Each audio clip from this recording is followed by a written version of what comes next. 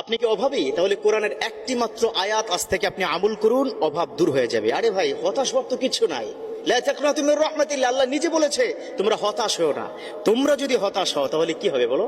অভাব। অনেকে আমাকে ফোন করে বলেন, এই যে মুসল্লি আপনাদের কাছ থেকে অনেকে ফোন করেন, হুজুর ভীষণ অভাবে আছি, হুজুর আগে ব্যবসাটা অনেক ভালো ছিল, ব্যবসায় ধস নেমে গেছে, দ্রব্যমূল্যের ঊর্ধ্বগতির কারণে সংসারে অশান্তি লেগেই আছে, ছেলে আমার কথা শুনে না, অবাধ্য, স্ত্রী আজকাল আমাকে আন্ডার এস্টিমেট করছে, বিকজ আমার ইনকাম নেই, আগের মতো ইনকাম নেই, অভাবে আছেন, অশান্তিতে আছেন। একটা আমল দেব, একটা আমল দেব, এই আমলটা যদি আপনি করেন অভাব দূর হয়ে যাবে। তবে হ্যাঁ, একটা কথা মনে রাখবেন, সব সময় মাথায় সেভ করে রাখুন, অমাই ইয়াতাওয়াক্কাল আলাল্লাহ ফাহুয়া হাসবুহু।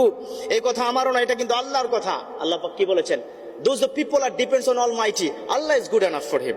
যারা আল্লাহর প্রতি তাওয়াক্কুল করে, আল্লাহ তাদের জন্য যথেষ্ট। অভাব দূর করবেন কে বলুন? অভাব দূর করবেন কে? আল্লাহ।